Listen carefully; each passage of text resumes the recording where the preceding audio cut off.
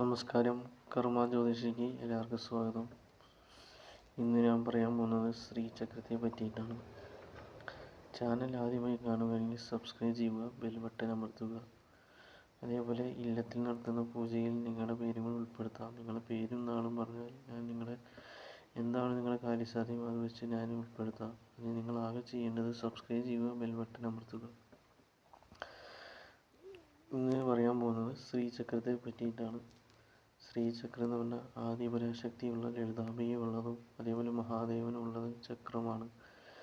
സർവ്വദേവീ ദേവന്മാരും ഈ ശ്രീചക്രത്തിൽ കുടികൊള്ളുന്നുണ്ട്. ദശവിദ്യമാരും താര, ചിന്നമസ്ത, ധൂമാവതി, ബഹളാമുഖി, ഭൈരവി, താര, ഷോഡശി എല്ലാ ദൈവങ്ങളും ഇതിൽ ഉൾപ്പെട്ടിട്ടുള്ളതാണ്.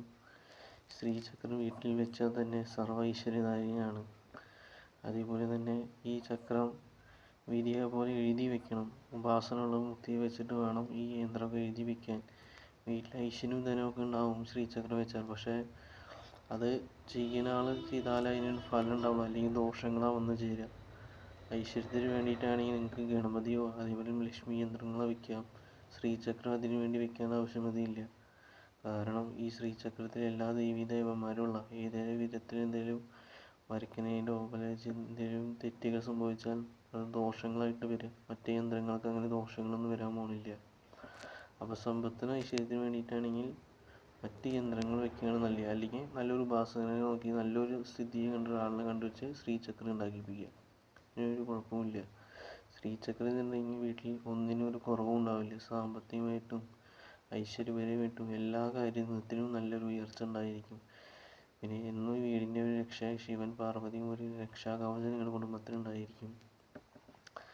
സാക്ഷാൽ ലളിതാ സഹസ്രനാമം നിത്യം ജപിച്ചാൽ തന്നെ വീട്ടിൽ ഐശ്വര്യം വർദ്ധിക്കുന്നതായിരിക്കും.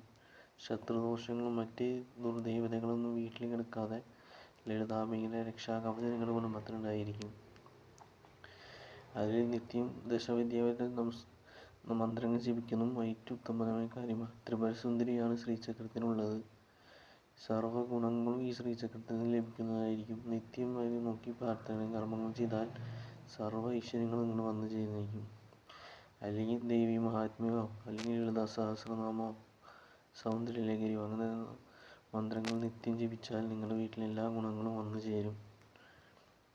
ശ്രീചക്രം വെച്ചാൽ തന്നെ നിത്യം വിളക്ക് തീ പ്രാർത്ഥിക്കുകയൊക്കെ വേണം. അല്ലെങ്കിൽ തന്നെ വളരെ ദോഷങ്ങൾ വന്നു ചേർന്നിരിക്കാം നിത്യ പ്രാർത്ഥനകളൊന്നും ഇല്ലെങ്കിൽ. അതുകൊണ്ട് നിത്യം പ്രാർത്ഥനയും വിളക്കത്തിയും കാര്യങ്ങളൊക്കെ ഉണ്ടാവും. വളരെ അപകടം പിടിച്ച യന്ത്രമാണ് സത്യം പറയാൻ ശ്രീചക്രം. അത് ഉപാസകൻ മാത്രം ചെയ്താൽ തന്നെ അതിന് ഗുണം ഉണ്ടാവുള്ളൂ. മറ്റൊരു യന്ത്രങ്ങൾ ചെയ്താൽ വിധിയെപ്പോലെ എഴുതിയില്ലെങ്കിൽ അത് വളരെ ദോഷങ്ങളും നിങ്ങളുടെ കുടുംബത്തിൽ വരും. നിങ്ങൾ എത്ര അനുഭവിക്കണോ അതിന് 100 ഇരട്ടിയായിട്ട് നിങ്ങളുടെ ജീവിതത്തിൽ അനുഭവിക്കേണ്ടി വരും. ധനത്തിന് ഐശ്വര്യത്തിന് വേണ്ടിയിട്ടാണെങ്കിൽ ശ്രീചക്രം വേണ്ട. അതിന് പകരം ഗണപതി യന്ത്രമോ സ്വർണ്ണാകർഷണ ഭൈരവ യന്ത്രങ്ങൾ വെക്കുന്നതാണ് നല്ലത്. അല്ലെങ്കിൽ നല്ലൊരു കർമ്മിയെ കണ്ടുപിടിച്ചിട്ട് വേണം ഇതൊന്ന് ചെയ്യാൻ. ശ്രീചക്രം വേണമെന്ന് വെച്ചിട്ട് ഒരുപാട് സമയം നമ്മൾ അന്വേഷിച്ച് കണ്ടുപിടിക്കണം. അതിന് വേണ്ടി കുറേ സമയം അതിന് വേണ്ടി നടക്കണം. എന്നാൽ മാത്രം അതിന് കണ്ടുപിടിക്കാൻ പറ്റില്ല. ഒറ്റയടിയുമായിട്ട് ഒരാളോട് ശ്രീചക്രം എഴുതി വയ്ക്കാൻ പറയാൻ പാടുകയില്ല. വീഡിയോയിൽ കാണുന്ന പോലെ ഗുണങ്ങൾ പ്രതീക്ഷിച്ചിട്ട് നിങ്ങൾ ശ്രീചക്രത്തെ എഴുതി വെച്ചാൽ നിങ്ങൾക്ക് ഒരു ഗുണവും ലഭിക്കില്ല. ദോഷങ്ങളാണ് വന്നു ചേരുള്ളൂ. അതിൽ നല്ലൊരു കർമ്മിയെ നന്നായി കണ്ടാൽ മാത്രമേ ഈ ശ്രീചക്രത്തിന് അതിന് ഫലങ്ങൾ ഉണ്ടാവുള്ളൂ.